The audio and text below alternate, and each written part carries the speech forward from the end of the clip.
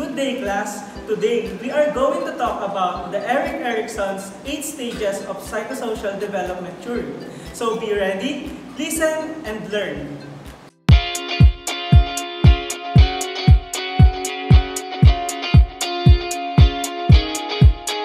Now, let's talk about more Erik Erikson himself. Erik Erikson was born in Frankfurt, Germany, June 15, 1902. He was a famous ego psychologist because he was known for psychological development of human being.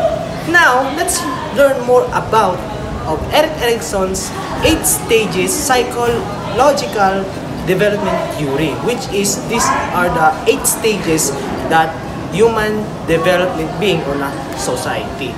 So, first is trust and mistrust. First stage is the trust versus mistrust. Now, itong stage ito ay nag-occur sa infancy at may dalawang epekto ito sa bata, which is the positive and negative. Sa positive naman, kapag binigyan mo ng attention ng bata at pagmamahal, nagkakaroon ng trust siya. Dito nag-develop ng kanyang pagtitiwala. Yan. Katulad sa magulang, kapag ang bata ay nasuplayan ng kanyang magulang ng mga love, care, attention, doon na nag-develop ng trust ang bata sa kanyang magulang. Sa mistrust naman ay naman yung kabaligtaran. Kapag tinitreat mo ng bata ng masama or tinatakot mo siya or pinapaiyak mo siya, doon na siya nagde-develop ng mistrust. So, ay yung trust versus mistrust.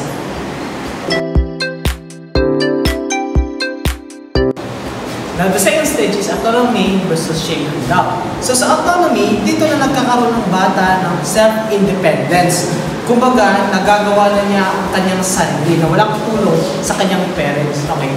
Halimbawa, kumakain na lang siya ng kanyang sarili. Doon na pumapasok na hindi na siya tinutulungan ng kanyang parents. So, sa shame and doubt naman, dito naman yung kabaligtaran. So, paano yung kabaligtaran na yun? Ang kabaligtaran dito, na kapag ang bata ay pinagalitan ng kanyang parents, na pare, may kumakain ng bata ng kanyang sarili, tapos pinagalitan mo, doon ang dumidevelop ang kanyang self-doubtness. Which means na hindi na siya nagtitiwala sa kanyang ginagawa. Dito na siya nagka-create na mali ba ito ang ginagawa ko? Tama ba yung ginagawa ko? So dito nagkakaroon ng self-independence ang bata sa stage na to.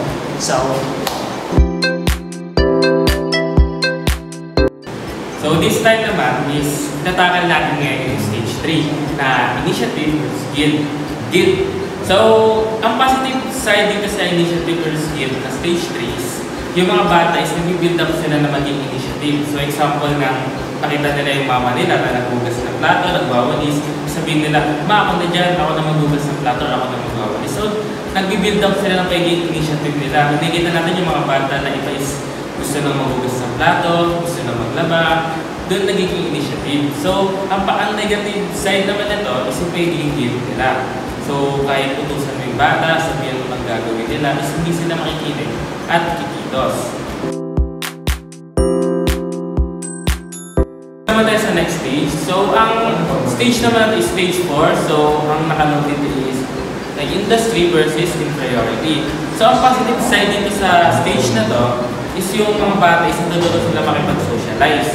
So, nakikipag-socialize sila sa school, nakikipag-socialize sila sa teachers, nakikipag-socialize sila sa mga classmates nila, nakikipag-socialize sila sa mga friends nila, but even sa mga nakikipag-socialize sila sa mga kapitbahay nila. So, yung focus dito ng mga bata is makakuha sila ng matataas na grades, makakuha sila ng matataas na score, makasagot sa mga tanong ng teachers nila, makakuha sila ng mga papuri na masabing magaling sila. And yung mga bata dito is nag-build up sila ng idea na maging overachiever sila. And yung mga bata dito is mga overconfident. Pero, ang kaso, ang negative side nito is yung mga bata hindi nakatanggap ng papuri.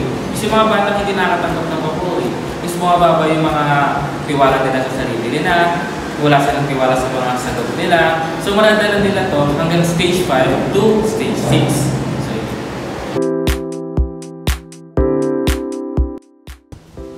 The fifth stage is ego identity versus role confusion. This stage occurs during our adolescence or teen years, 12 to 18 years old. So in this stage, dito natin na-identify kung sino ba talaga tayo, ano ba yung mga pangarap natin, kung ano ba talaga tayo as a person. So best example nito is yung sa gender. So minsan di ba may mga pinanganak na babae pero pusong lalaki and vice versa. So sa stage na to, na-explore natin kung sino ba tayo, kung ano ba yung mga gusto natin. And on the other hand, we have role confusion. So ito yung crisis or negative part ng stage na to, wherein nagkakaroon tayo ng confusion kung ano ba talaga tayo, sino ba talaga tayo, kung ano ba yung mga pangarap natin sa buhay, yung career pathways natin is hindi natin gaano nakikita dahil sa role confusion na stage na to.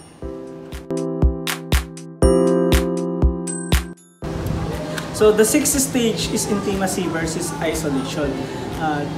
This stage occurs during our early adulthood, ages 19 years old to 29 years old. So class, yung stage na to, dito tayo nagsisimulang mag-build ng relationship sa ibang tao.